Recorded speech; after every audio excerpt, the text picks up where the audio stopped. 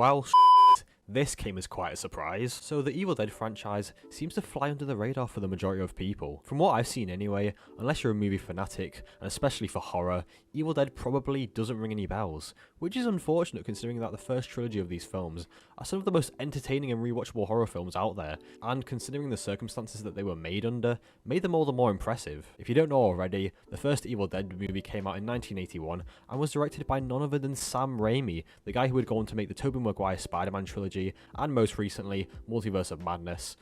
But we don't talk about that. The Evil Dead was his first outing as a director, and he was only 20 years old at the time. And when you go back and watch it, you can really appreciate how good and creative of a director this guy was at such a young age. And I think what people remember the best is the shots of the invisible force moving through the woods, which stood out from really anything that came before.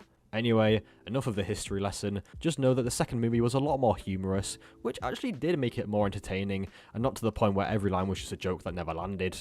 And the third movie, Army of Darkness, goes back to medieval times oddly enough, and is very much a kind of hit or miss movie, so I'd say that you just have to go watch it and see for yourself what you think. Oh, they also did a reboot like 10 years ago, but who the fuck remembers that? Anyway, here we are in present day, reviving this franchise for another movie, because you know, Hollywood. And rather than following our main man Ash, who's no doubt just sitting at home right now, listening to some groovy beats, we instead leave the cabin behind and follow the reunion between two estranged sisters, which gets cut short by the rise of flesh-possessing demons, forcing the family into battle for their own survival as they try and put this evil entity to rest. So I wasn't originally excited for this movie.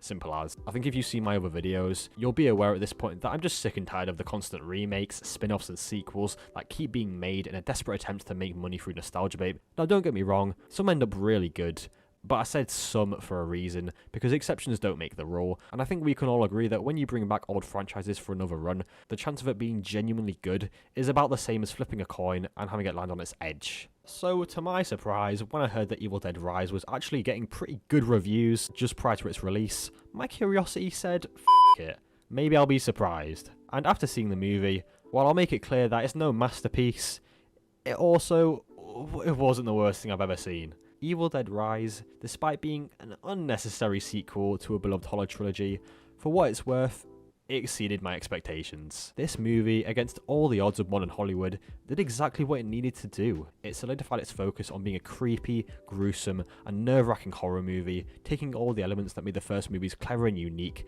and applies them to a brand new set of characters in a way that doesn't feel like it's trying to outshine in any way what came prior, or diminish the impact of the original films to any real extent. This movie just wants to creep you the f*** out. Simple.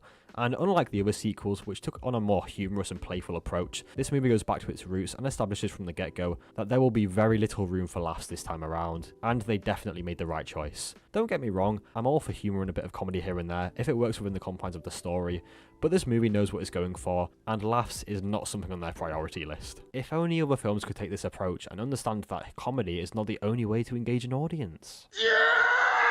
Then there's of course all of the gore and brutal elements as expected, and given the advances in technology over the last 40 years or so, this movie is obviously capable of doing a lot more than the movies that came before, but even with that, they stay as true as possible to the originals, and ensure that this movie has as much of an Evil Dead feel as possible, instead of just, you know, doing whatever they want and then slapping Evil Dead onto the title. Hear that, Fantastic Beasts?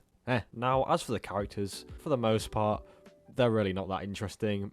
If there's one that I had to pick that I even remotely cared about, I think the choice is pretty obvious. It would be Beth. Apart from the fact that she's got a child on the way, she clearly has deep care for those around her, and regrets not spending time or keeping in touch with her sister and her family as much as she should have, and when she finally comes to see how they're doing, all breaks loose, and now that her sister's obviously possessed, there's some pretty tough decisions to be made, and she very much has to take on the leader role within the family unit. And yeah, she's pregnant, so I think for anyone with any sense of morality, seeing her character get possessed would be pretty sad.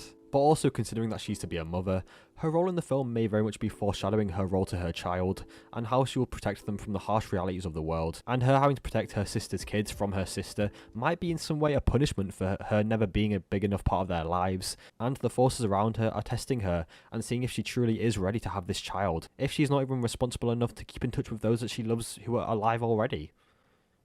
Deep stuff, man. Now, I'll be honest, there's not a ton that can be said for the characters or acting in general. The only real standout performance would be Alyssa Sutherland as Ellie, while she's possessed, of course. This character throughout is terrifying, and I imagine that the kind of effort that goes into a role like this is pretty tough, so just big respect to her for bringing on a great performance. Everyone else is fine, they just do what the role calls for, really. And despite the characters all seemingly being way calmer than the average person given their current situation, that's more of an issue with the writing than anything. But then again, it's a movie, so, you know, what do you expect? So overall, Evil Dead Rise makes for a grounded, gory and bloody story that knows what its purpose is, and honestly surprised me with how much I enjoyed it on the big screen. If you're a fan of the horror genre, this is definitely worth a watch, and even if horror isn't your thing, stop being such a bitch and go see this movie. Anyway, thank you for watching the video, like, subscribe, all that jazz, won't force you though, and I will see you in the next one very, very soon.